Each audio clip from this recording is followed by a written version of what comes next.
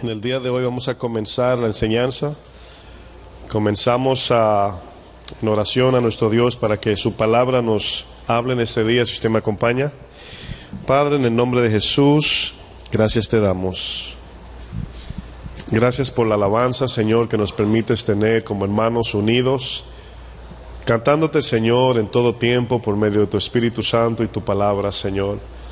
En esta hora queremos pedirte tu palabra que nos hable, nos instruya, nos dé aliento de vida espiritual, Señor. Yo te doy gracias por los hermanos que han venido, aquellos que nos escuchan también por el internet, Señor. Bendice sus vidas, están a distancia, Señor, de nosotros, pero reciben la palabra que infunde aliento en nuestros corazones. Te pido en esta noche que me des gracia, que tu palabra, Señor, venga con todo poder a nuestras vidas, porque es nuestro alimento, nuestro guía, nuestra luz, y necesitamos escuchar de ti en todo tiempo, en el nombre de Jesús. Amén. Quiero que vayamos al libro de Juan, por favor. Vamos al capítulo 6. En esta noche voy a compartir una enseñanza dentro de la serie, y se va a llamar ¿Por qué la palabra de Dios es tan importante? Juan 6. ¿Por qué la palabra de Dios es tan importante? Yo creo que todos los que estamos aquí, no sé si hay personas nuevas en el Evangelio donde quizás no han atravesado problemas acerca de lo que son las iglesias en desorden de este tiempo. Y desde el principio de los tiempos la palabra de Dios ha sido muy atacada. El primer ataque hacia la palabra de Dios la vemos en el huerto de Edén, donde Dios le dio una orden a Adán y a Eva, y Satanás vino y distorsionó esa orden, su palabra.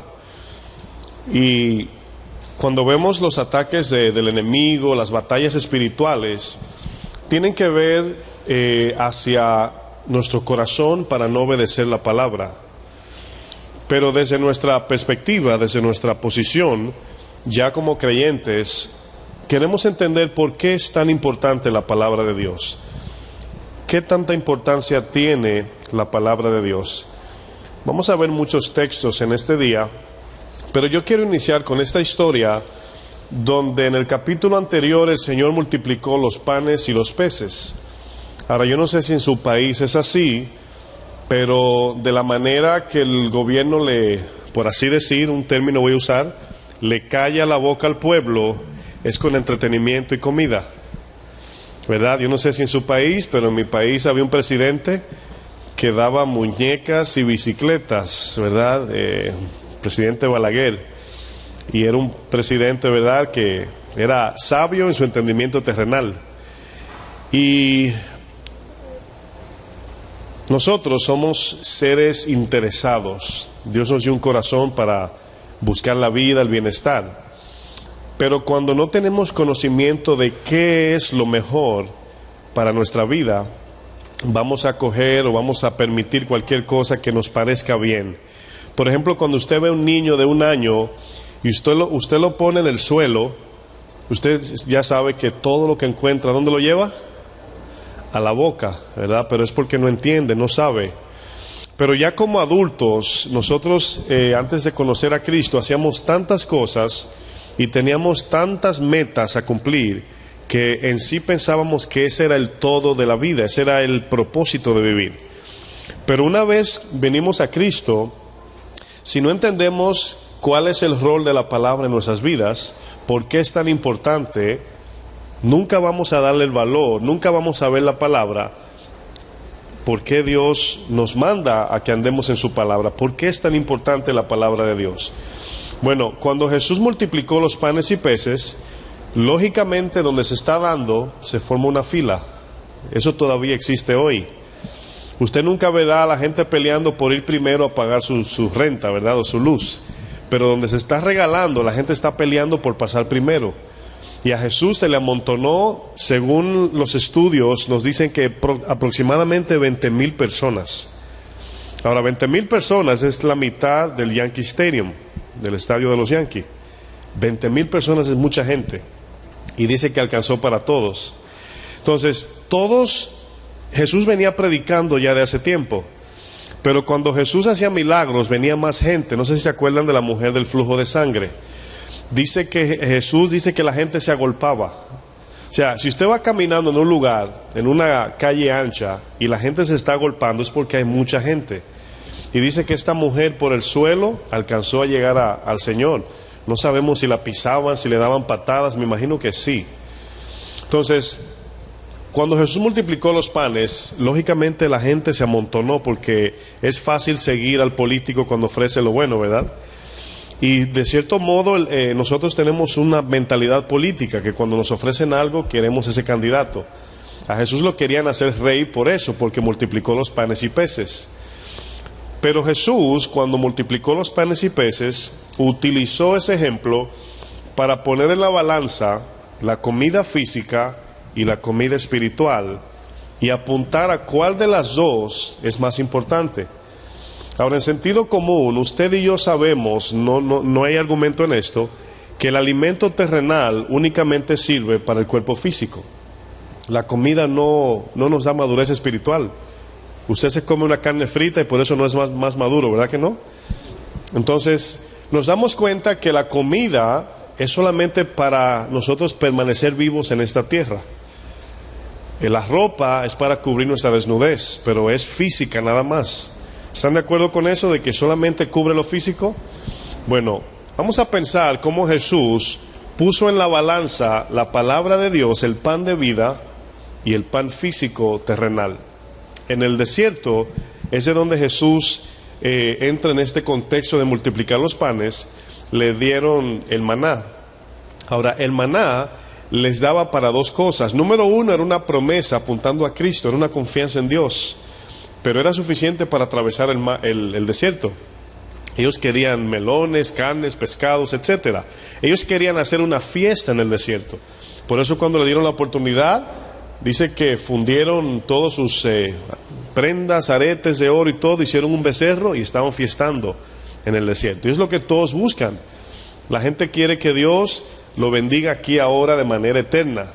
Y esa no es la promesa bíblica. Pero yo voy a comenzar leyendo desde el verso 25, estamos en Juan 6. ¿Cómo dice el subtítulo arriba del 25? ¿Cómo dice? Jesús, me gustaría que todos lo dijeran. ¿Cómo dice? Jesús el pan de vida. Jesús el pan de vida. Miren cómo se llama Jesús, el pan de vida. Ahora, ya tenemos el contexto de que esta gente recibió la multiplicación de los panes. Dice el 25, y hallándole al otro lado del mar, esa es la gente, le dijeron, Rabí, o sea, maestro, ¿cuándo llegaste acá? Quiero darle un poco del contexto. Una vez Jesús multiplicó los alimentos, se durmieron. Por eso Jesús cuando se fue, no se dieron cuenta, pero los discípulos le siguieron. Respondió Jesús y les dijo, ahora quiero que noten las palabras muy lentamente la veamos.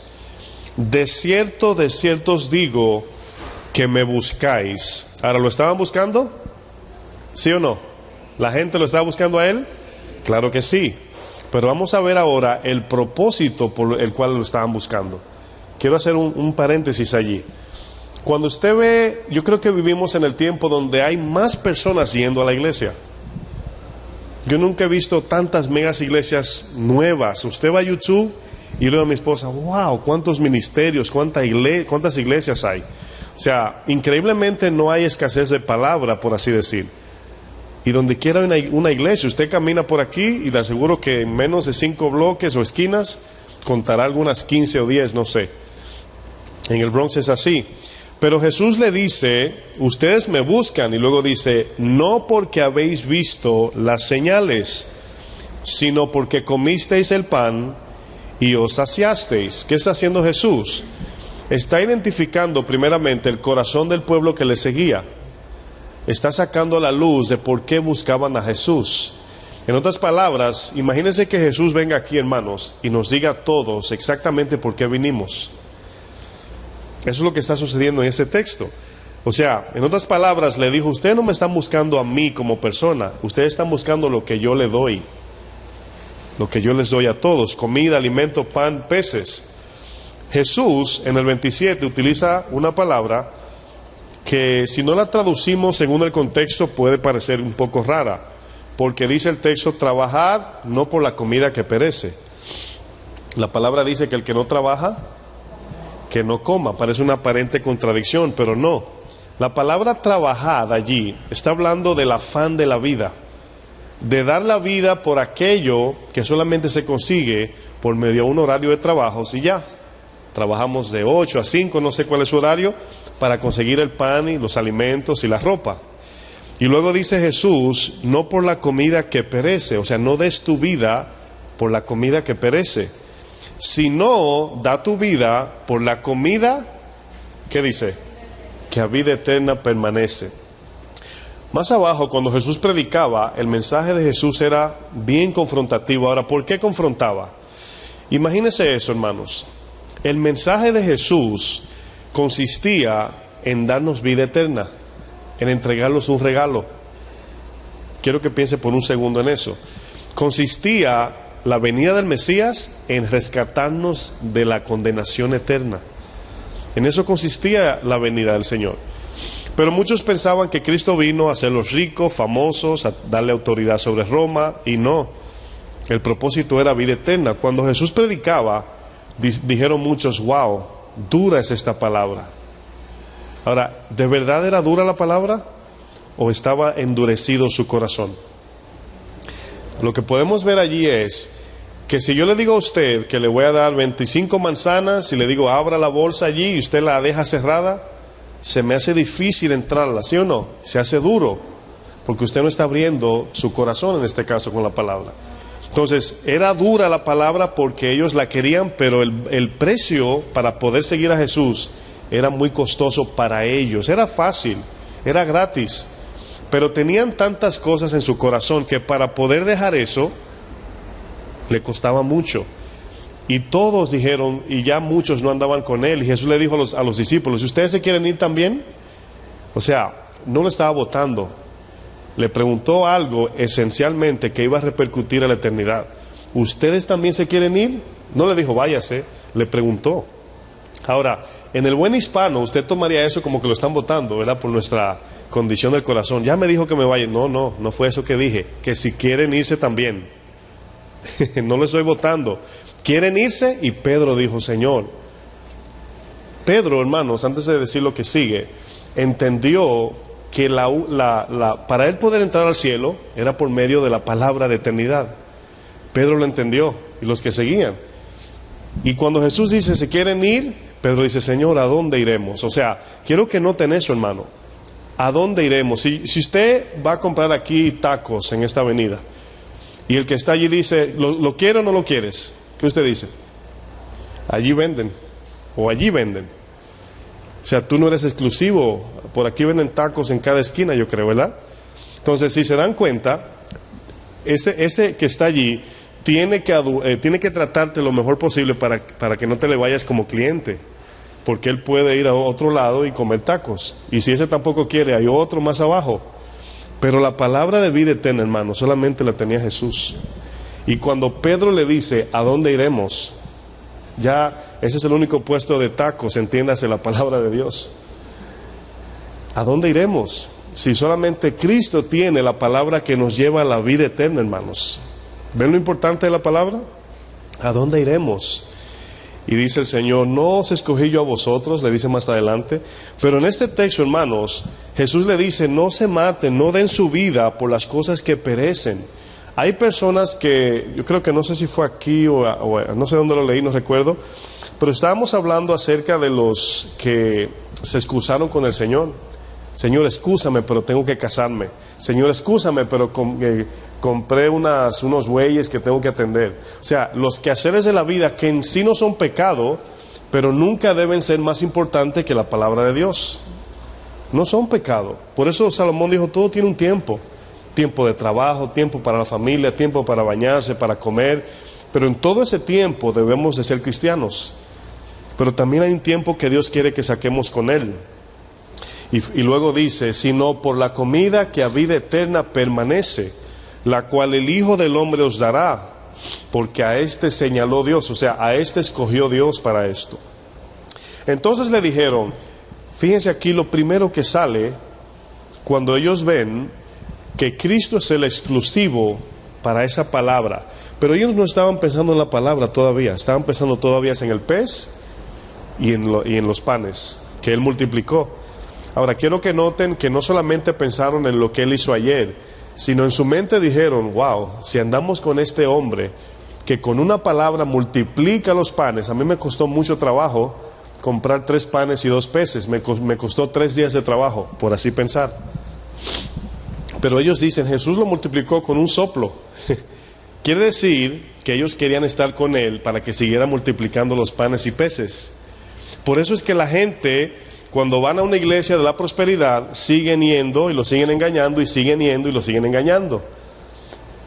Porque el trato es, si tú das 100 de ofrenda, Dios te va a dar 1000. ¿Y quién no quiere que se multiplique el dinero así? Usted calcula humanamente, dice, 100 pesos para yo ganármelo son, 2 semanas. Pero aquí me lo multiplican en 10 en 2 minutos. Pero el problema es que vemos cuando damos los 100 y no se producen, y volvemos el otro domingo, y ahí el profeta, si das 200 son 20,000. Y la gente engañada. ¿Pero saben por qué lo engañan? Porque no andan buscando la palabra de vida eterna. No han entendido la importancia de la palabra. Y todos tenemos deseos y anhelos, humanamente hablando. Yo comentaba con el hermano Edwin temprano cuando llegamos, digo yo, mira, me doy cuenta que Dios no está enojado porque usted quiera dinero, casa, carro. Él no está enojado por eso. Él sabe que es un deseo natural. Porque cuando Él le dijo a Josué, entra a Jericó y te vas a encontrar con mucho dinero allí, no lo toques. Ahora, Dios no estaba condenando el anhelo. Dios no estaba, porque en la siguiente ciudad se lo dio, se lo concedió. Pero Acán se adelantó, amó más eso que a Dios y murió. Entonces Dios no está ajeno, o para Dios no es malo que anhelemos cosas, pero eso nunca debe de estar en el lugar de Dios. Esa es la idea que Cristo aquí está hablando de vida eterna. Dice, la pregunta de ellos es la autosuficiencia, hermanos. Ahora, primeramente Cristo comienza hablando, ¿se acuerdan de las bienaventuranzas? Cuando Jesús comienza a hablar, dice, ama a tu enemigo. Ustedes escucharon que fue dicho, y eso que ellos escucharon es el Antiguo Testamento. Y era imposible cumplir. Y Jesús le dice, no solamente debes perdonar a tu enemigo, debes amarlo. Y yo imagino que dijeron ellos, yo pensé que tú viniste a ayudarnos con esta carga y nos estás poniendo más. Ahora Jesús no estaba poniendo carga, los estaba llevando a un lugar de humillación donde lo único que quedaba allí era, Dios, ayúdame. Bienaventurados los pobres en espíritu. Y cuando el Espíritu Santo venga, y vamos a llegar a ese punto en un momento, es el que produce en nosotros el querer perdonar, el querer amar, el querer su palabra. Fíjense que sale aquí al final del verso 28. Pregunta le hacen a Jesús, ¿qué debemos hacer para poner en práctica las obras de Dios? Ahora, la ley demandaba sacrificio, pero perfecto. Que el que obedeciese la ley de Dios no podía romper ni una, porque si rompía una, era culpable de todas. Entonces ellos en su autosuficiencia es como, dime qué tengo que hacer para que me des el pan y los peces esos. Esa es la idea. Jesús le dice en el 29, sí, respondió Jesús y les dijo, esta es la obra de Dios, que creáis en el que Él ha enviado. 30 dice, le dijeron entonces, ¿qué señal pues haces tú? O sea, hay una guerra aquí para creer en Jesús. Pero quiero que pensemos en el contexto de ese tiempo. Cuando Jesús le dice creáis, no es en el creáis que usted oye personas decir, yo creo en Dios. No es en ese creer que le está diciendo. Porque en ese tiempo creer, el cual era pistis, Jesús le decía, confíen únicamente en mí. Pero hoy la gente te dice, yo creo en Dios. ¿Quién te dijo que yo no creo en Dios? Pero intelectualmente, o sea, yo sé que hay un Dios allá arriba. Pero esa no es la fe, porque Santiago dice, los demonios también creen. En otras palabras, los demonios saben que hay un Dios y tiemblan. Pero la palabra aquí creer era, creer, confía tu vida en mis manos. Esa es la idea de creer. Confía tu vida en mis manos. ¿Qué señal haces tú? Le preguntan, para que veamos. ¿Qué obras haces tú? O sea, para que te creamos. Dice el verso, voy a retomar porque tiene sentido. Dice, ¿qué señal pues haces tú? Para que veamos y te creamos. Ahora, ¿la fe viene por ver? La fe, pregunto, ¿viene por ver o por el oír? El oír, ¿verdad? Dice, ¿qué obras haces tú? Entonces, ¿qué hacen ellos? En el 31 comienzan a compararlo con Moisés, ¿verdad? Ahora, fíjense en algo. Para los judíos, el patriarca o el líder más grande es Moisés. Para ellos. Ellos dicen Moisés, el que es más que Moisés es Dios, para ellos. Y cuando le preguntan, 31, nuestros padres comieron el maná en el desierto, como está escrito, fíjense lo que dice, como quien dice, tratando de apantallar a Jesús, pan del cielo, ¿dónde estoy? Sí, pan del cielo les dio a comer. Jesús le dijo, de cierto os digo, no os dio Moisés el pan del cielo, mas mi Padre os da el verdadero pan del cielo. Increíblemente, hermanos, en ese tiempo, Dios es el mismo Jesús.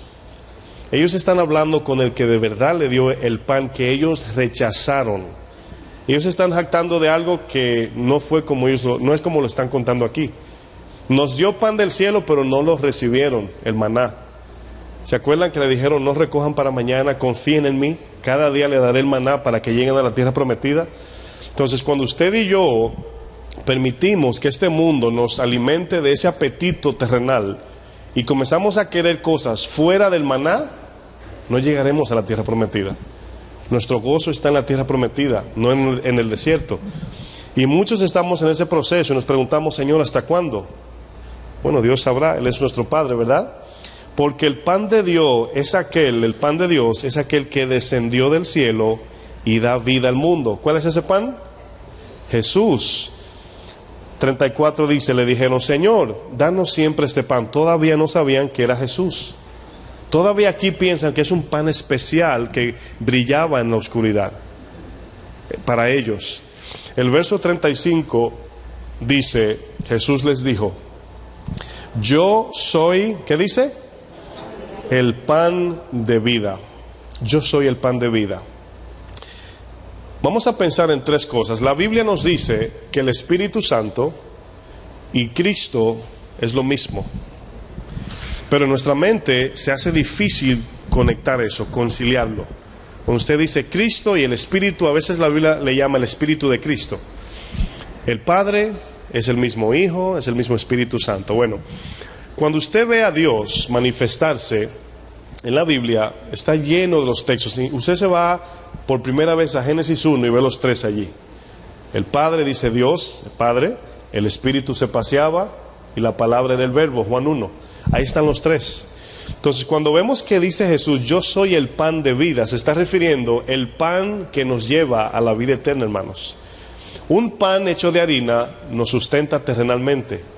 ¿Se acuerdan en el desierto cuando Satanás se le aparece a Jesús y le dice, come pan porque ya tienes hambre? Jesús, ¿cómo le dijo?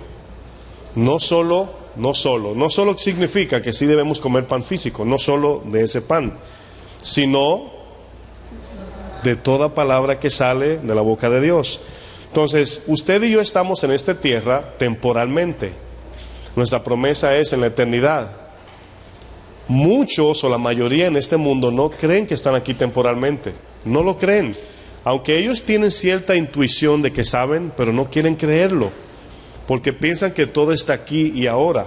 Cuando tenemos esa mentalidad, nos enfocamos más en el ahora que en el mañana, en la eternidad. Esa es la parte donde a veces se nos va la guagua, como dicen en mi país. Pero quiero hacer unas conexiones. Quiero que vayamos a Juan 1, el mismo libro, Juan 1, verso 1. ¿Se acuerdan que inicié diciendo que Satanás ataca la palabra de Dios? Bueno, quiero que noten aquí en el verso 1, capítulo 1 de Juan. Los testigos de Jehová distorsionan este verso. Así que cuando usted agarra una Biblia, y usted quiere saber si son de ellos, lo voy a leer en la versión que estamos leyendo, pero le voy a decir dónde está el error de ellos. Pero fíjense que nada más ataca la deidad de Cristo, porque si podemos probar que Jesús no fue Dios, todo se derrumba, hermanos, y de nada sirvió el sacrificio. Fíjense cómo Satanás sabe. Pero comienza con un versículo, y le voy a decir de qué tamaño es la palabra que ellos le agregan. Solamente le agregan dos letras. Ese acaba con el Evangelio. Derriba que Jesús es Dios. Derriba que Él es el yo soy. Y si Jesús no es el yo soy, entonces todavía no ha llegado el Mesías. Y ahí comienza la confusión de los creyentes. Para ellos ven a Jesús como un ángel, lo compara con el ángel Gabriel, Él es un profeta, lo disminuyen a nada. Pero van a ver, hermanos, todos los pleitos de Satanás con la palabra de Dios es distorsionar la Biblia, iniciando con la deidad de Jesús. Si usted no entiende eso, no ha entendido el Evangelio. Verso 1, Juan 1, ¿están allí? Ahora quiero que noten lo que dice arriba la Biblia, el verbo hecho carne. Segunda de Corintios 5 dice que Dios reconcilió el mundo consigo mismo por medio de Cristo. Lo que está diciendo el texto claramente, que Él se hizo hombre. Primera de Timoteo, ¿verdad? Dice Dios, creo que segunda Timoteo, Dios fue manifestado en carne, dice el texto, ¿verdad? Y hay miles de textos que nos ayudan, pero fíjense cómo dice esta versión, que es la misma que usted tiene. Dice, en el principio era... Ahora, el principio allí es ¿cuándo? De la creación, ¿verdad? Entonces está hablando del inicio del mundo, de la creación, porque antes de Dios no nació, Dios es eterno, Él es autoexistente. Cuando la Biblia dice en el principio, se está refiriendo en Génesis, ¿verdad? Dice era el verbo. Ahora está diciendo que Jesús era antes de la creación, por lo tal Jesús, no es un ser creado. ¿Vamos bien, verdad? Ok. Y el verbo era con Dios. Ahí es donde vienen muchas confusiones. ¿Cómo era Él? Pero a la vez era uno, ¿verdad? Eran dos, pero uno, eran tres y uno. Bueno, vamos a ir viendo por parte. Y el verbo era con Dios, o sea, Jesús. Y el verbo, luego dice, era el mismo Dios. Ahora bien, la Biblia de Testigos de Jehová dice, y el verbo era un Dios. Entonces, en ese momento... muchos creen que nosotros somos politeístas, que significa creer en muchos dioses. Nosotros somos monoteístas, creemos en un solo Dios. Cuando los testigos de Jehová le ponen esas dos letras, un Dios, están sacando a Jesús de la ecuación como Dios. Ahora voy a ir conectando puntos, muy importante esto. Esto, hermanos, ¿cómo sabemos que ese verso se está refiriendo de que Jesús era el mismo Dios? Bueno, vamos a seguir leyendo. Verso 2 dice, ¿quién es este? El verbo, ¿verdad? Jesús. Era en el principio con Dios. Verso 3, quiero que lean conmigo. Todas las cosas por Él. ¿Quién es Él? Está hablando del verbo aquí. Pero el verbo, la palabra exacta es Jesús. Pero quiero que noten la conexión. Todas las cosas por Él fueron hechas. Ahora quiero que vean lo que sigue. Y sin Él, nada de lo que ha sido hecho fue hecho. Quiere decir que todo lo que existe en términos de creación lo hizo Jesús. Colosenses nos ayuda a ver eso. Hay muchos textos, ¿ok? ¿Por qué estoy enfatizando en esto? Porque el mismo Dios es el mismo Cristo. El mismo Cristo es el mismo Espíritu. Y el mismo Espíritu es la misma palabra. Ahora quiero que vayan poniendo en sus archivos ¿cómo se dice? Folletos de importancia, sacando cosas de allí y poniendo de primero la palabra de Dios.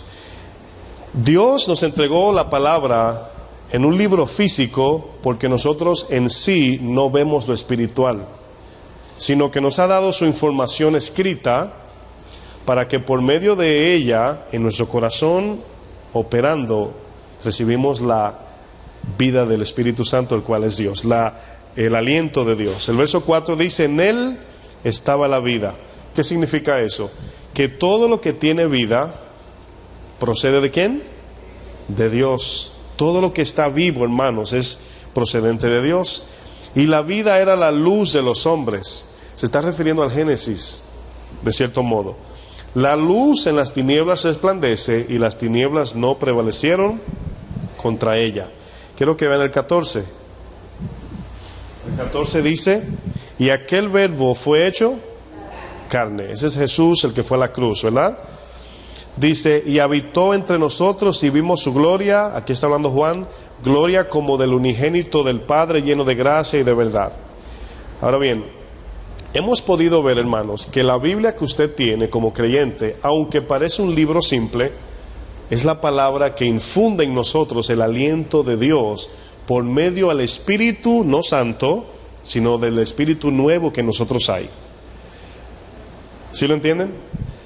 Le voy a hacer un ejemplo. ¿Para qué son los pulmones? ¿Para respirar qué? Aire, ¿verdad? Oxígeno. Si usted le quitan los pulmones, ¿qué sucede? Se muere. Bueno, el mundo no tiene pulmones espirituales, el no creyente. Por lo tal, no puede respirar el aliento de Dios, que es la palabra. Cuando usted le da la palabra a una gente, le predica, no le puede dar un mensaje acerca de que Dios te ama en el sentido de que estás bien, sino son las tres que yo siempre comparto. Háblale de su condición ante Dios, de su posición ante Dios, o sea, están en condenación, no pueden agradar a Dios, pero Él envió a su Hijo. Ese es el único mensaje al no creyente. No hay otro, porque ellos están muertos. El único que le enciende la luz para recibir el Evangelio, la salvación, es ese. Estás en condenación, no puedes agradar a Dios en tus fuerzas, pero su Hijo vino por ti. Ese es el Evangelio. Para nosotros, todo el consejo, hermanos, es el aire, el oxígeno para nuestro espíritu. Cuando usted nace de nuevo en Cristo, el espíritu, dice, resucita. ¿Cuál espíritu? El que murió en el huerto. Todo ser humano nace espiritualmente, ¿qué? Muerto. Y cuando usted le predique el Evangelio a alguien en ese momento y recibe, dice, sí, te recibo, Señor.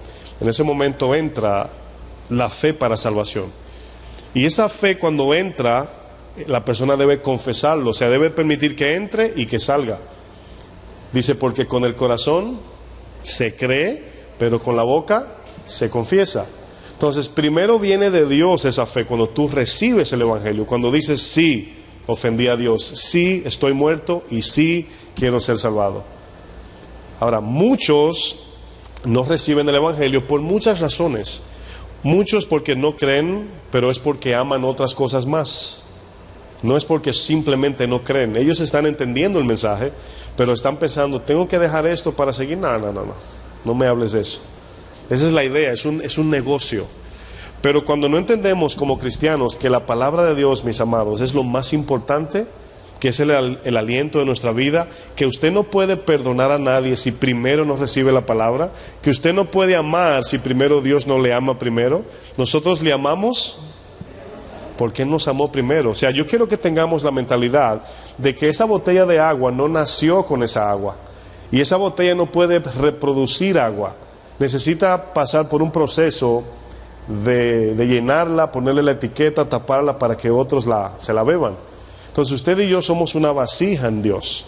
Si no nos llenamos de la palabra cada día, hermanos, cada día, cuando usted abre su boca, cuando usted actúa, cuando usted siente o piensa, lo que hay en su botella, en su vasija, eso va a salir.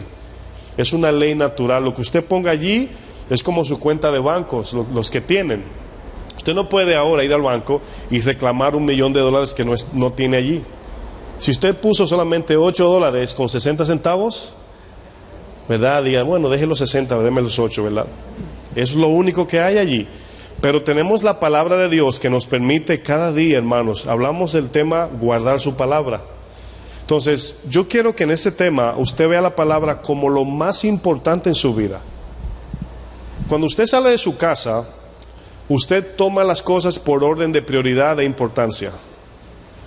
Usted va al baño, se baña, se viste, pero una vez vestido, que usted va a salir, usted toma sus llaves, su cartera, su dinero, ¿verdad? Algunos el dinero primero y luego la llave, no sé.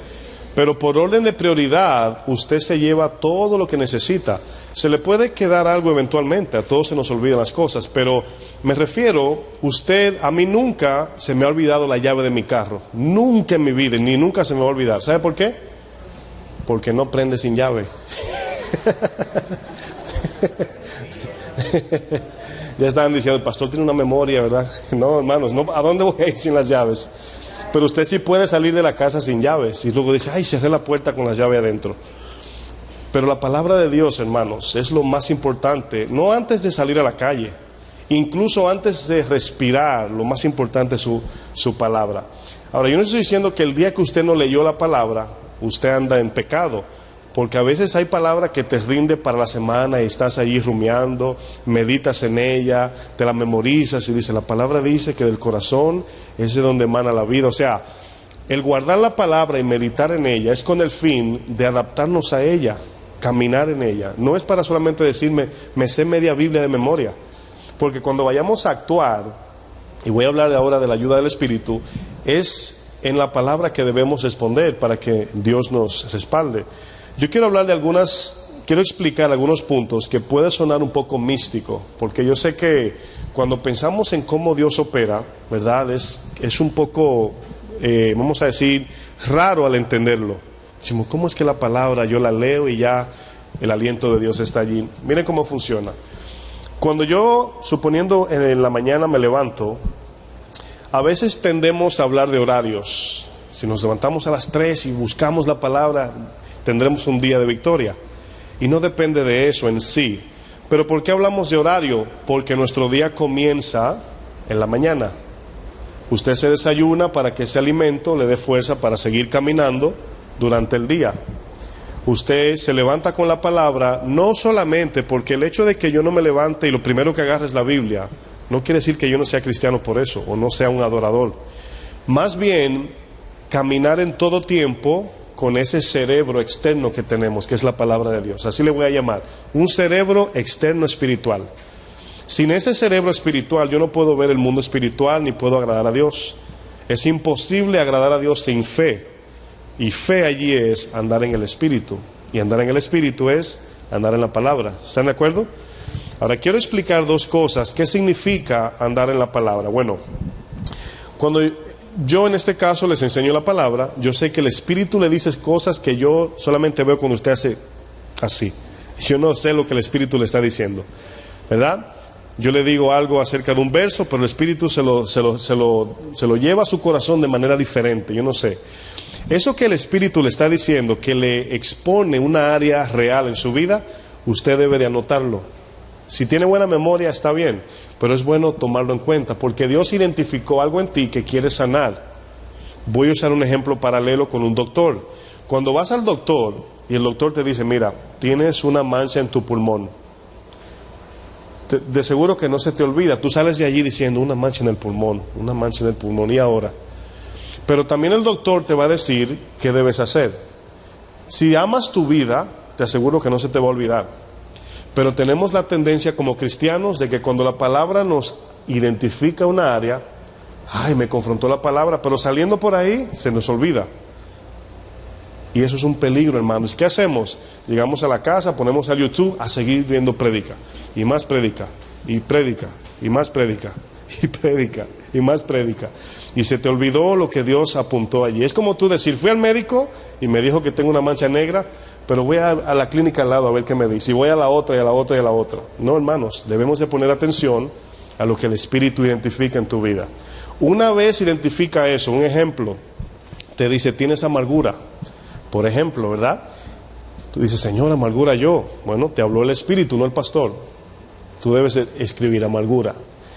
Cuando tú escribas esa palabra amargura en mi corazón, no debatas con Dios, porque Dios sabe todo, hermanos. Bueno, a lo mejor Dios me dijo eso porque me enojé hace como una semana, seguro es eso. No, Dios dijo, tienes amargura en el corazón y debes sacarlo de allí. Eso fue lo que Dios dijo, ¿sí o no? Ejemplificando. No justifiquemos eso, no digamos, bueno, ¿quién no tiene amargura hoy, verdad? No, hermanos, tomemos en serio eso y leamos la Biblia, todo lo que la Biblia hable de amargura, y oremos y pongamos en práctica. Y cada vez que yo haga algo, con el pensamiento de la amargura, veamos cómo va la cosa, cómo va progresando. Ya no estoy actuando así, Señor, dame tu amor. ¿Qué es bueno para la amargura? Usted le va a decir al doctor, doctor, ¿y qué debo hacer para esa mancha negra en el pulmón? Él te va a decir, no fumes, no estés cerca de dióxido de carbono, etcétera. Él te va a decir algo y te aseguro que te va a dar una receta. Esas recetas son las notas que ustedes toman cuando están aquí. Que llegan a la casa y la tiran y no sabe dónde cae, por debajo de la cama. Y se le olvida. Entonces al otro día viene el domingo otra vez y reciben palabra y dicen, gloria a Dios, qué palabrota. Dios me habló. Ahí va la receta, otra vez. Y pasan las semanas y pasa un año y Dios te dice, tienes amargura. Amargura yo tengo 2 años en el Evangelio ya.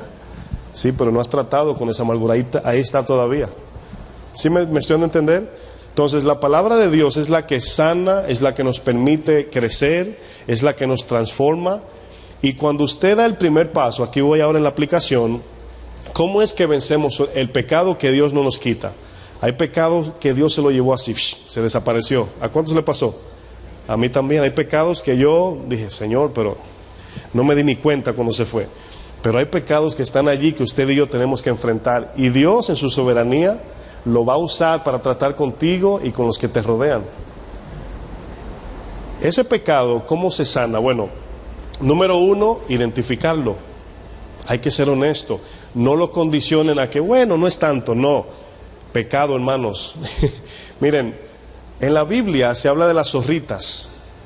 Si tú ignoras la zorrita, que parece un animalito comiéndose la uvita, son las que más hacen daño.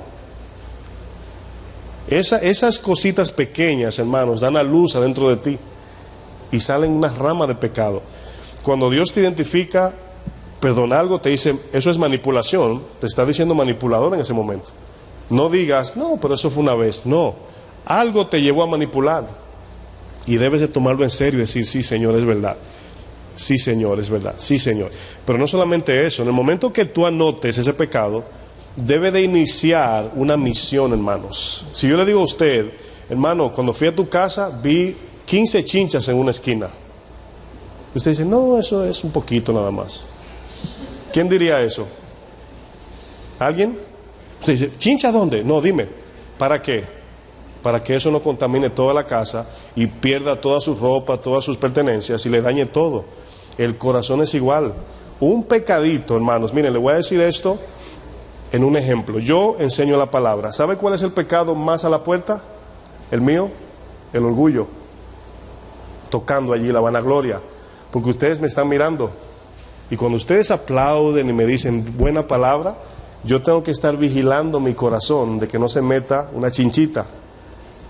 En serio les hablo, estoy hablando en serio, hermanos. Hay que estar cada momento mirando de lejos como la atalaya, que no se meta nada. Usted no acepta un gusanito en su casa. Yo te digo, es pequeño, déjalo, qué lindo el gusanito. Tiene pelitos. ¿Usted dejaría un gusanito en su casa? Porque usted sabe que se multiplica y le da asco. El pecado es igual. El pecado es igual, hermanos. Entonces la palabra de Dios nos ayuda a identificar esas cosas. Y cuando usted la ve, la palabra también te dice cómo sacarla. Ahora, ¿cuántos están conmigo que hay pecados que no, usted no dice hoy, ya no más y ya no más? Al otro día vuelve y lo hace. No levante su mano. No. Yo levanté mi mano. No, porque es normal, es normal. A mí me pasa. Ahora bien, oigan esto. Yo no sé si a usted le han dicho esto en algún tiempo. Ese pecado está en tu vida porque tú no quieres dejarlo. Y hasta te puedes enojar porque tú dices, yo le he orado al Señor y le he dicho que no quiero más. Querer, hermanos, no es decirlo. Es de verdad no quererlo. Y cuando Dios mira tu corazón y te dice, no quiero eso en tu vida, te estoy mirando con los ojos de fuego, y tú dices, sí, Señor, es un proceso. Le estás diciendo a Dios, no lo quiero dejar. Ese es el lenguaje de Dios. Cuando tú dices, Dios, es al paso porque soy humano, para Dios, Él dijo, ¿cómo? O no quieres. Así Dios lo oye. Pero cuando Dios ve que tú sí quieres dejarlo y cada día sufres, cuando le dices que no a eso, Dios te lo va a quitar. Por medio de la palabra, hermanos, obedeciéndola, recibiendo el amor de Dios y cada día creciendo en áreas, porque no todo se va fácil, lo entendemos. Por eso es tan importante la palabra, hermanos. ¿Usted sabe lo que es tener una mancha en el pulmón? quiere decir que en esa área no está circulando el oxígeno, en esa pequeña área. Y usted está respirando solamente, o sea, suponiendo que esté aquí la mancha, el aire le da la vuelta y no pasa por ahí. Entonces, donde el oxígeno de la palabra de Dios no está entrando en tu corazón, es más fácil esa mancha negra regarse que el oxígeno de afuera limpiarla. De la manera que la palabra limpia es, te dice a ti, sácalo y entra la palabra. La palabra no es como un tipo de reciclaje que cuando ella entra, él sale. Tú y yo tenemos que sacar ese pecado y permitir la palabra. ¿Cuántos de los que están aquí, si tienen algún zafacón o una vamos a decir un basurero, suponiendo que usted eche basura y se le bote la comida, una sopa, lo que sea, eso queda mancha, queda un líquido que huele mal. ¿Cuántos de ustedes botan eso y lo dejan así y le echan más basura? O primero lo limpia y vuelve otra vez y le echa más basura. Entonces, ese es un ejemplo de que cuando sacamos el pecado de nuestro corazón, es el primer paso. El principio es limpiar, no, ¿cómo es? Sacar, limpiar y llenar. Tenemos que sacar todo eso de nuestro corazón y permitir la palabra. Ahora, yo estoy dando ejemplos prácticos de cada día.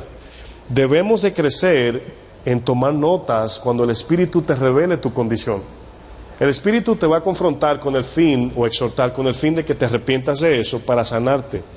El doctor no te muestra la placa de los pulmones para molestar, es para que sigas viviendo. La Biblia es como si fuera esa máquina de rayos X que te mira. Por eso han oído términos, el pastor tiene cámaras en su casa y ve lo que yo hago. Han oído pastores que dicen eso. Es la palabra que lo está mirando, no yo. Yo predico un tema y yo no sé la mayoría de lo que usted está pasando.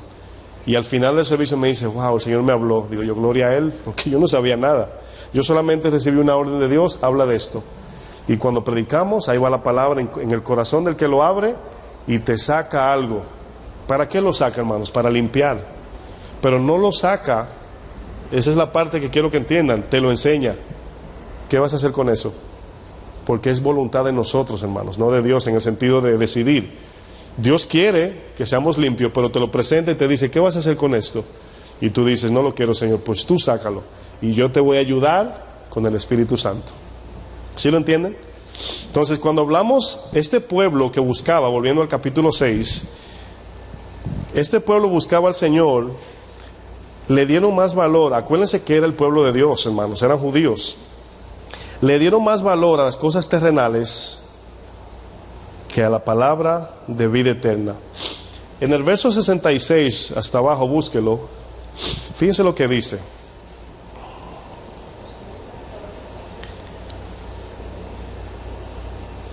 No, vamos a leer desde el 60, por favor. 6:60 de Juan. Capítulo 6 de Juan, verso 60. ¿Están ahí? Dice, al oírlas, las palabras de Jesús, muchos de sus discípulos dijeron, dura es esta palabra, ¿quién la puede oír? Sabiendo Jesús en sí mismo que sus discípulos murmuraban de esto, les dijo, ¿esto os ofende? Ahora, ciertamente, hermanos, hay un precio para nosotros seguir a Cristo. Ese precio no está hablando de un pago a Dios, está hablando de soportar el dolor cuando nos negamos. Ese es el precio.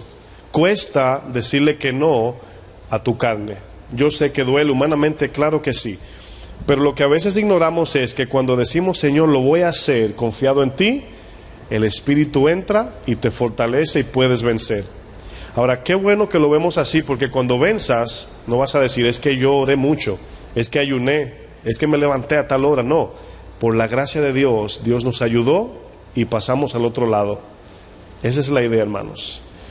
Y aquí vemos cómo esos estaban murmurando porque le dolía lo que oían. Le dolía, dice el verso 62, pues ¿qué si viereis al Hijo del Hombre subir donde está primero? ¿Qué le está diciendo Jesús?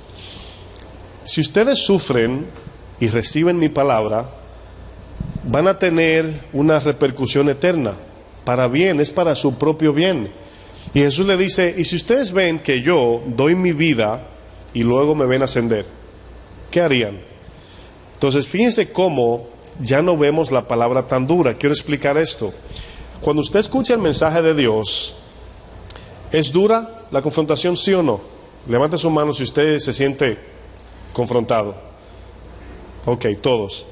Bueno, sí es duro. Dice que la disciplina al momento no es causa de gozo, dice la palabra, ¿verdad? Pero el soportar ese dolor es por una causa. Cuando usted le dicen que van a trabajar en un lugar, usted le dice, mira, quiero que me pinte las paredes, ¿verdad? Todos los días. Quiero que me limpies el piso todos los días. Esa silla que la ponga para allá y aquella para acá.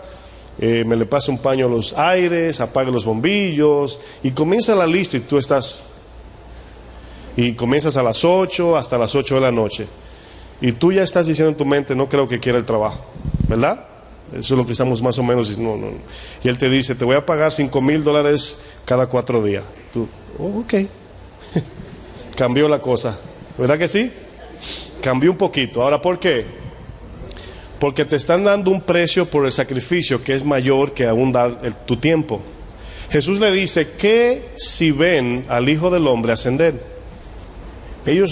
Estamos leyendo esto ya luego que pasó, pero para ellos estaban todavía terrenalmente. Ver a Jesús ascender era como, ¿cómo así, Señor? Ascender donde estaba primero. O sea, ir al cielo. Fíjense lo que dice luego. ¿Qué si ven al Hijo del Hombre subir donde estaba primero? ¿Dónde estaba primero el Señor? En su trono. Filipenses 2 nos ayuda a entender eso. El Espíritu es el que da vida. ¿Qué está diciendo el Señor? Lo que Él está hablando, sus palabras, son las palabras espirituales de Dios.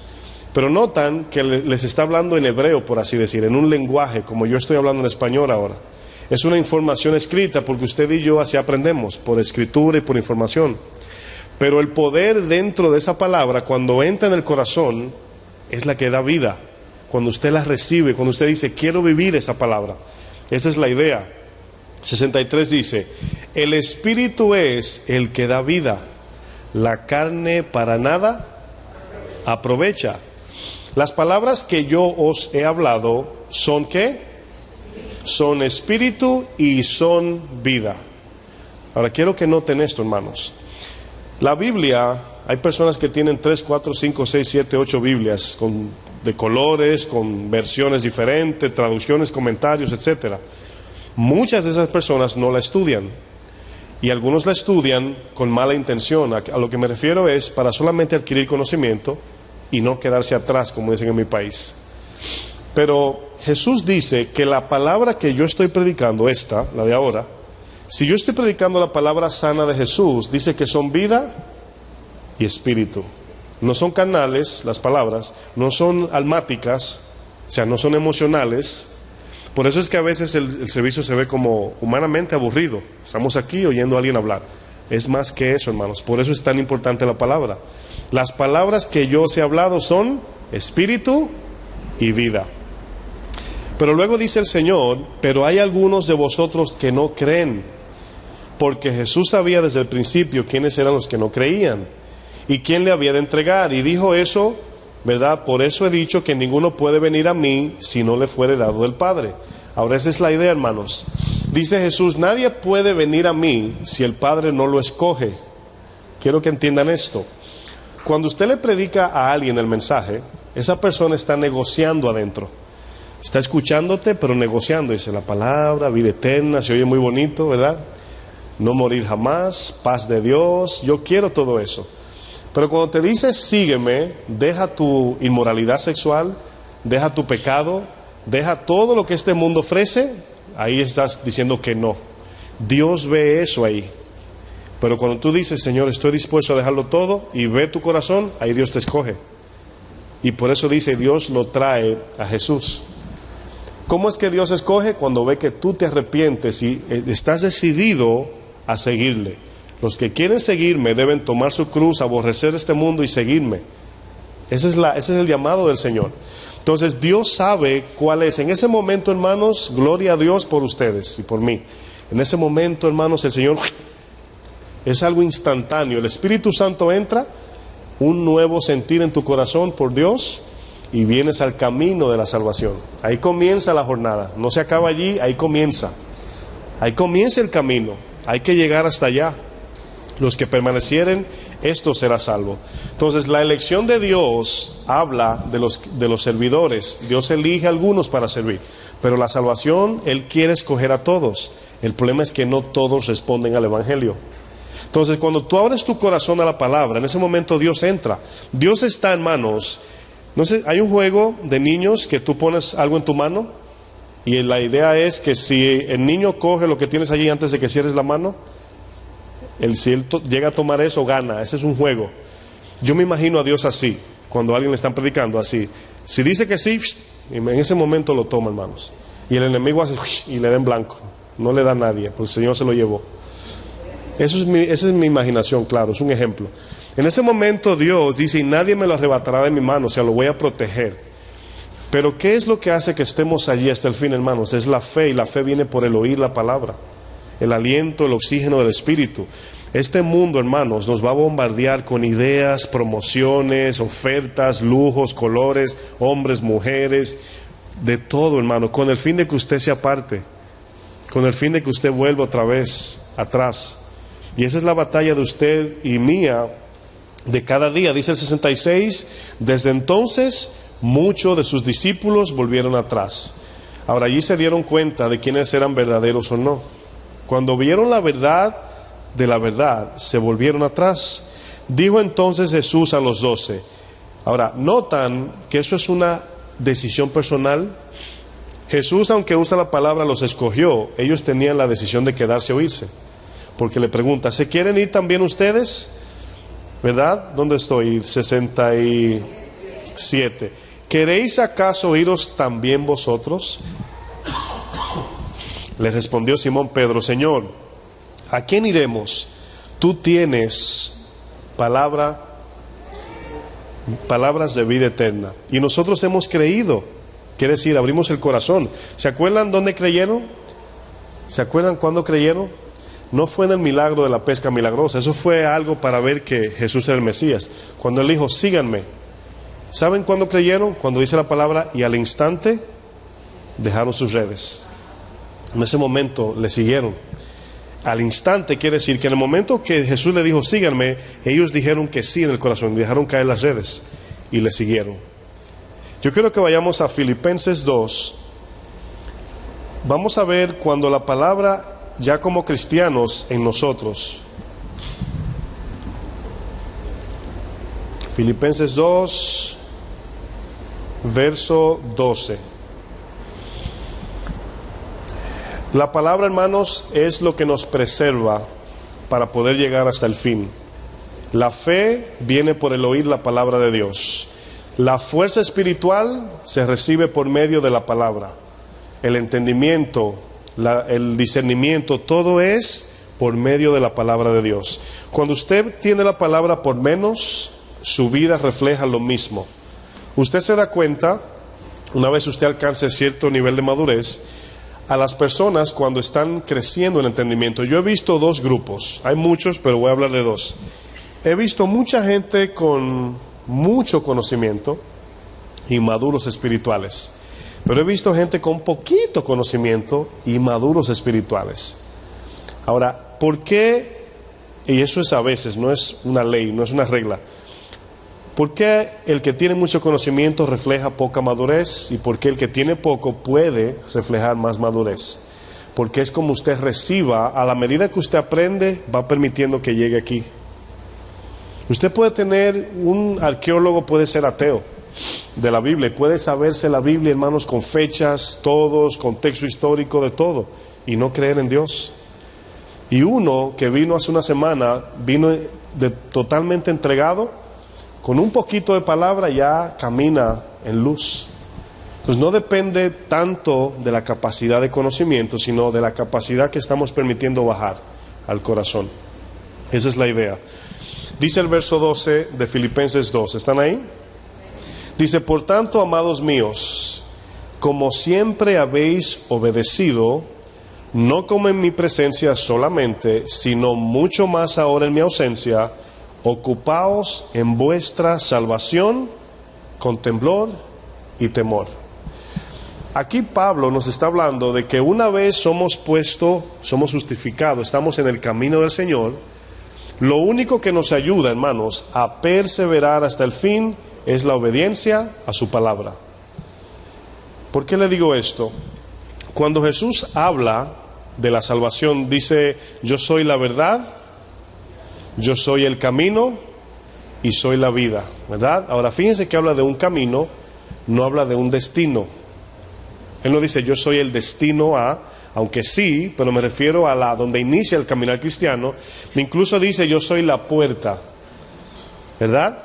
Nosotros cuando creemos se nos resucita el espíritu que murió en Adán y Eva. Ese espíritu que usted tiene es el que le permite comunicarse con Dios por medio de su espíritu y su palabra. Como el espíritu no se ve, usted no lo ve en el aire, necesita aprender su lenguaje, que es la palabra. Mientras más usted crece en la palabra, ahora quiero pararme aquí un momento para no confundirlos.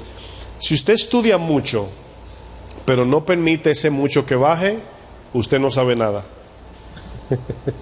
Sonó raro eso. Si la mente del espíritu es aquí, la mente en este mundo es aquí, por así decir.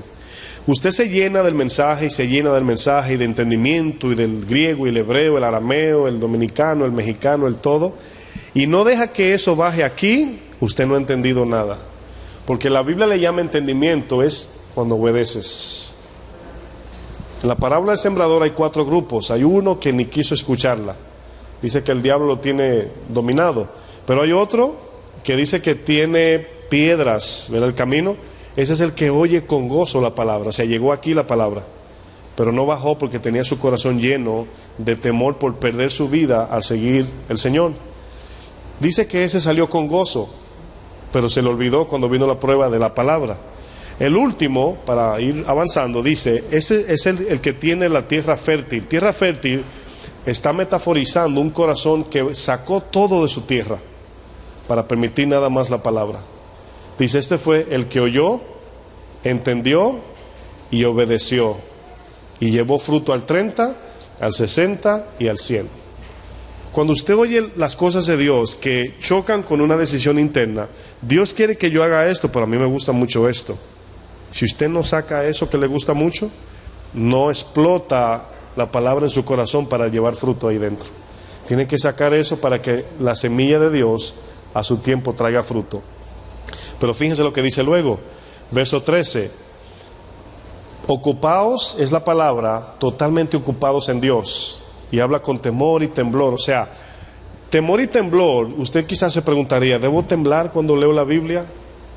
Está hablando de cómo debemos de ver la palabra de Dios, con temblor, con respeto, reverencia, como que es Dios mismo hablándonos en ese momento.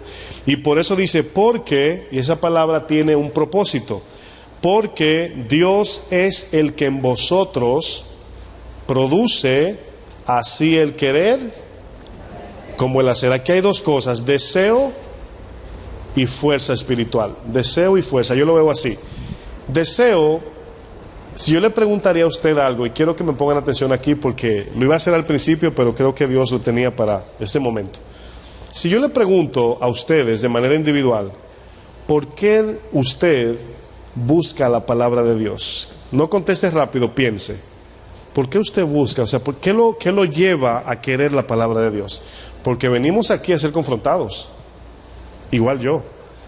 Aquí no venimos a decir, ay, qué bonito te ves y qué camisa más linda y te ves bien. Aquí no venimos a eso. La palabra nos confronta a todos. Yo estoy en el grupo también. Para mí es un desafío. ¿Por qué es aquello que nos lleva a querer esa palabra? Si yo le pregunto a usted, ¿qué es lo que a usted le da deseo de venir a recibir una palabra que lo confronta? Y le voy a decir lo siguiente, es el querer que Dios pone en nosotros. La misma palabra, el espíritu, que está en usted, tiene hambre de vida. Y la vida de ese espíritu es la palabra. Pero ¿sabe quién le molesta? No al espíritu, sino a la carne. El que se molesta es la carne, no el espíritu. Cuando usted recibe un mensaje directo, el espíritu está ahí adentro, gloria a Dios. Pero su carne está, este mensaje ahora. Esa es la guerra, ¿verdad? Quiero que vayamos a Gálatas 5:16. y vamos a volver a Filipenses, no nos vayamos de ahí. Si tiene papel, Biblia de papel, pongan una marca. Gálatas 5:16. Lo van a ver aquí. Cuando usted recibe la palabra, usted se va contento o adolorido. ¿Sí entiende ese lenguaje? Contento y adolorido. Me confrontó, pero gloria a Dios. Digo pues, Gálatas 5:16, ¿están allí? Vamos a esperar que mi hermanita llegue. Mi hermanita es nueva ahí. Gálatas is right after Corinthians, I'm sorry. Tuve que cambiar el chip del lenguaje ahí. Después de Corintios, Gálatas 5:16. Ok. Digo pues, andad en el Espíritu. En otras palabras, andad en la palabra de Dios, ¿verdad? Y no satisfagáis los deseos de la carne. ¿Por qué no? 17. Porque el deseo de la carne, ayúdeme, es contra el Espíritu, y el deseo del Espíritu contra la carne. Y luego dice, para que no hagáis, ¿dónde ando? Exactamente, al final, para que no hagáis lo que quisieres. Fíjense qué irónico, como dice, para que tú no hagas lo que tú quieras. Dice el texto, si lo notan, sino para que hagamos lo que el Espíritu produce en nosotros como querer y hacer. Ya leímos Filipenses, es Dios quien produce ese querer. Pero tú y yo queremos vivir la vida loca, humanamente hablando. Gozar, brincar, comprar, bailar, cantar, etcétera, lo que el mundo ofrece. Pero una vez entendemos el Evangelio, estamos martillando la carne. Vamos al verso 24. Ahí lo tienen.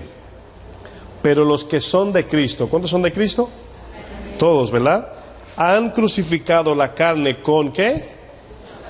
Con sus pasiones y deseos. Ahora, esa es la batalla. De que usted dice, es que yo quiero, y el Señor te dice, es que yo no quiero. Pero Dios no te va a obligar. Tú y yo debemos en ese momento decidir, Señor, yo hago lo que tú digas. Me duele, yo te entrego la voluntad mía en tus manos. Cuando un niño se pierde, por ejemplo, en el mall sucede mucho esto, un niño corriendo llorando, que su mamá no lo encuentra. En ese momento lo toma la policía o el departamento de seguridad, lo toma de la mano, y el niño por naturaleza siempre va a llorar en contra de donde va el policía. Él no sabe que lo está llevando al centro donde lo van a encontrar. El niño llora, no lo conoce y sigue llorando, ¿verdad? Pero el niño no sabe dónde está su mamá, está perdido. Pero ese agente de seguridad lo está llevando a un lugar para que cuando su mamá lo reclame lo encuentre allí. Pero el niño no quiere. ¿Por qué? Porque él piensa que él puede encontrar a su mamá y que ese hombre no lo está ayudando. Así vino Cristo, hermanos. Cuando nos agarró de la mano, dice, ven, sígueme. Y nosotros, no, Señor, es que no quiero dejar a mi casa, a mi familia, a mi vida, a mi etcétera. Y el Señor te mira y te dice, si no dejas eso, no puedes llegar. Porque yo soy el único que sé dónde está el camino. No sé si han visto películas. ¿Cuántos han visto Narnia? La película de Narnia. Es una película, supuestamente es bíblica, es un poquito mística, pero tiene su mensaje, ¿verdad? Esa película, para entrar al otro mundo, se encontraba en el closet de la casa de los niños. O sea, no había una puerta ni nada que decía camino a Narnia, sino que por coincidencia abrieron la puerta y cayeron allá. Cuando vemos en películas así de fantasías, se ven dos mundos, ¿verdad? Uno real, otro parece irreal, como la película de Matrix, ¿verdad? Bueno, a donde voy es, el mundo espiritual es real. Incluso es el más real en el cual vivimos, porque este se acaba, el espiritual no. Entonces, para usted y yo caminar, cuando usted camina en la calle, usted ve a la gente muy tranquila, vestida, bebiendo, bailando, tranquilos, o sea, en un entendimiento humano. Pero si el Señor le hace así, por 2 segundos, y le abre el ambiente espiritual, usted ve la realidad de los demonios ministrando las mentes de las personas no creyentes. Nosotros tenemos protectores, ángeles y el Espíritu Santo, hermanos. A veces tenemos eso por menos. Pero cuando usted, oiga bien, le permite pecado a su vida, usted le está diciendo al ángel que lo cuida, un segundito, permíteme pasar un tiempecito con este demonio, por así decir. Usted se está pasando en el mundo espiritual del otro bando. Porque la única llave que permite que Satanás venga a tocarlo es el pecado. Pero lo único que nos ayuda a caminar en luz, hermanos, lámpara a mis pies es, ¿qué? Tu palabra y lumbrera a mi caminar. Aunque usted no está viendo por dónde va, pero confiados en la palabra, porque el mundo te va a ofrecer cosas que es contrario a esto, ese es el otro camino. Pero la palabra te va a decir cosas contrarias a la del mundo, ese es el camino de Cristo. Y cada vez que vas a tomar una decisión, antes de pisar debes discernir si es a Dios a quien quieres agradar o no. Por eso es tan importante la palabra. Cada decisión, hermanos, tiene una figura donde ves dos balanzas. Por ejemplo, hay veces que vienen ofertas a tu vida, no sé, una venta de algo, pero tú sabes que hay un engaño allí, y la Biblia dice que no podemos engañar. La palabra nos dice que debemos de ser íntegros, pero tú dices, Señor, son $17,000 que voy a ganar. Mi esposa y yo vemos un programa en Discovery Channel o National Geographic, yo creo, de los aeropuertos donde agarras personas que pasan drogas en su cuerpo. Hermanos, le voy a decir algo. Yo siempre que veo algo como que lo espiritualizo para aprender. Esas personas, cuando yo le decía a mi esposa, porque ella una vez dijo, ¿cómo una gente haría eso? Digo, ¿quieres ver cómo te convenzo yo a ti? Y le hice un ejemplo, lo puedo usar, ¿verdad? Le hice un ejemplo a ella. Le digo yo, ella trabajaba en el banco antes, y trabajar con mucha gente es difícil, porque viene gente dando quejas, etcétera. Y yo me imagino a mi esposa saliendo del banco, ¿verdad? Frustrada porque los viejitos y los clientes la tienen ya loca. Y son las 5, ya me quiero ir. Bueno, Yari también trabajaba en el banco. Y es un trabajo difícil porque es tratando con gente diferente, ¿verdad? Y yo le decía a mi esposa, imagínate uno de esos días que tú salías estresada del trabajo y se te aparece una amiga que hace mucho que no ves, vestida de ropa cara, bien perfumadita, peinada, y te dice, hola mi amor, ¿cuánto tiempo que no te veía? Vamos a bebernos un café. Y tú, cargadísima con el estrés del banco. Y te dice, ¿dónde tú estabas? Hace mucho no te veía, etcétera. Y ella te pregunta, ¿cómo estás? Y mi esposa le dice, volviéndome loca. Y dice, ¿oh sí? Y ella con su cafecito ahí, qué bien. Te voy a conseguir un trabajo. Oigan bien, te voy a conseguir un trabajo que lo único que tienes que hacer es, te llevan una caja a tu casa, por 2 horas, alguien la viene a buscar y te dan $3,000. Mi esposa seguro, qué sé yo, un número por así usar, ganaba 500 a la semana. A la semana. 3,000 en 1 hora. ¿Van viendo cómo ninguno está pensando en las consecuencias? En el ejemplo, se están enfocando en el dinero rápido. Bueno, así esas personas lo engañan.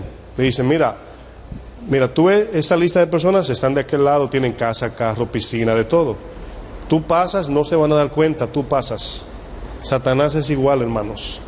Te pinta una imagen tan linda para que hables mentira, robes, para que hagas esas cosas y caigas en el gancho, como dicen en mi país, y te engaña. Pero quizás nuestras decisiones no están a ese extremo, quizás son más pequeñas, quizás son mentiritas blancas, ¿verdad? No, una mentirita blanca al día no hace nada. Esa mentira blanca es abrirle la puerta al enemigo. ¿Sí sabían eso? A veces son intenciones malintencionadas, o sea, intenciones de mentira. Decimos cosas que no son. Dios lo ve todo igual como pecado. Ahora, yo sé que todos estamos en la mano del alfarero y Dios nos está moldeando, formando un vaso de honra con nosotros. Pero si usted y yo, hermanos, no tomamos esa decisión de nada más vivir para Cristo, y en las cosas que son débiles, decírselo en oración, Señor, yo sé que está mal, se me hace difícil, pero no quiero más. Pero la palabra, hermanos, es lo único que nos ayuda. Quiero volver a Filipenses y ahí terminamos. Filipenses 2:13.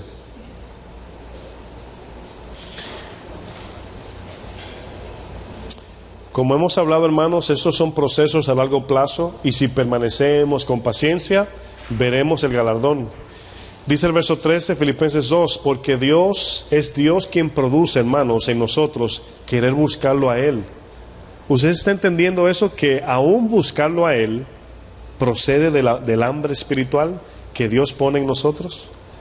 Él produce el querer como el hacer y luego dice por su buena voluntad. Si usted le dan la oportunidad de tomar una decisión solo, sin la ayuda de Dios, siempre será mala en el sentido espiritual. Porque Dios es el que nos arroja luz en esta vida. El problema consiste, que yo veo, es que usted y yo, como humanos, tendemos a comparar decisiones por sentimientos y no por verdad. Las decisiones que llevan verdad en sí, las que queremos agradar a Dios, y comenzamos a ver cómo me siento acerca de esa decisión, créanme que vamos a fallar, porque eso le pasó a Acán en Jericó. Acán, yo me imagino que vio el lingote, el manto babilónico, el dinero. Él seguro se imaginó en su mente que iba a estar rico y bien, porque si no, no lo hubiese hecho. Cuando usted va a hacer lo mal hecho, usted no está pensando en lo malo, como decía el policía, no tiene la capacidad de medir las consecuencias. A esos muchachos habían jóvenes con niñas de meses, 15, 12 años de cárcel, hermanos, por 30 bolsitas de droga, de cocaína en la barriga, por ganarse a lo mejor $100,000, qué sé yo, o 50, no sé, pensando que su vida iba a cambiar, y sí cambió, pero no como ellos pensaban. Y quizás muchos han pasado y no lo agarran, pero también eso es perdición. O sea, ¿se imagina dónde llega nuestra dignidad y moral humana? Que ¿cuántas personas matamos con 1 kilo de cocaína, hermanos? ¿Cuánta gente mueren? ¿Cuántas familias se desarman? ¿Cuántas personas depresivas se suicidan? Porque yo quiero $50,000. ¿Se imagina lo que es el corazón caído? Entonces, si no permitimos que la palabra nos ilumine, nos arroje luz, nos dé vida, no podemos confiar en nosotros. Engañoso es el corazón. Aún buscar a Cristo puede ser por peces y panes y no por Él. Y lo único que va a decirnos si de verdad lo queremos a Él es si nos conformamos en las pruebas y atravesamos el sufrimiento confiando en Él. Para eso debemos entender la importancia de tener su palabra, porque si no, hermanos, no podremos llegar. Amén. Póngase de pie, por favor.